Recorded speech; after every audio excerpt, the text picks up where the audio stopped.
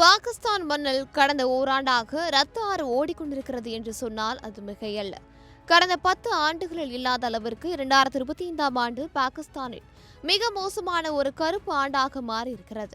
பயங்கரவாத தாக்குதல்கள் மற்றும் ராணுவ நடவடிக்கைகளால் சுமார் 3400க்கும் மேற்பட்டோர் உயிரிழந்திருப்பதாக வெளியாகியிருக்கும் ஒரு ரகசிய ரிப்போர்ட் இப்போ ஒட்டுமொத்த உலகத்தையே அதிர வச்சிருக்கு.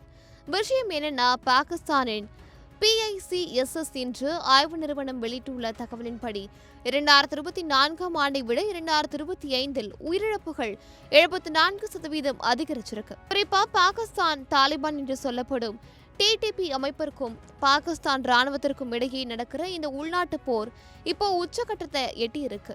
ஆனா இங்கதான் ஒரு மிகப்பெரிய ட்விஸ்ட் ஒளிஞ்சிருக்கு. அமெரிக்கா கடந்த 2021 ஆப்கானிஸ்தானை விட்டு வெளியேறும் போது அங்க விட்டுட்டு போன நவீன ரக ஆயுதங்கள் தான் இப்போ பாகிஸ்தான் ராணுவத்துக்கே யமனாக மாறியிருக்கு. அந்த அதிநவீன துப்பாக்கிகளையும் ஏவுகணைகளையும் கையில் வச்சிருக்கக்கூடிய பயங்கரவாதிகள் பாகிஸ்தான் ராணுவத்தை நிலைக்குலைய வச்சுட்டு வராங்க. இதோட விளைவு ரொம்ப கொடூரமா இருக்குங்க. கடந்த வருஷம் மட்டும் 667 ராணுவ வீரர்கள் கொல்லப்பட்டிருக்காங்க. இது 2011க்கு பிறகு பதிவான மிக உயர்ந்த எண்ணிக்கை. அதே போல 580 அப்பாவி பொதுமக்களும் அந்த தாக்குதல்களை பலியாகியிருக்காங்க. இன்னொரு பக்கம் பாகிஸ்தானுக்கும் ஆப்கானிஸ்தானுக்கும் இடையிலான உறவு இப்போ கத்தி முனையில இருக்கு. கடந்த அக்டோபர் மாசத்துல இருந்து 2 நாடுகளுக்கும் இடையிலான எல்லையை பாகிஸ்தான் மூடிட்டாங்க. இதனால வியாபாரம் மட்டும் இல்லாம ஐநா சபை அனுப்புற உணவுப் பொருட்களும் எல்லையிலேயே தேங்கி கிடக்கு. உதவி வேணும்னு கேட்கிற நாடு அதை வாங்க மாட்டேங்குதுன்னு பாகிஸ்தான் இப்போ புலம்ப ஆரம்பிச்சிட்டாங்க.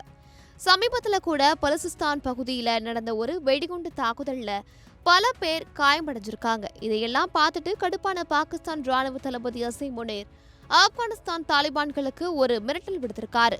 ஒன்னு எங்களோட நட்பா இருங்க, இல்லனா பயங்கரவாதிகளுக்கு ஆதரவு கொடுங்க, ஏதாவது ஒன்ன முடிவெடுங்க அப்படின்னு ஆக்ரோஷமா பேசியிருக்காரு.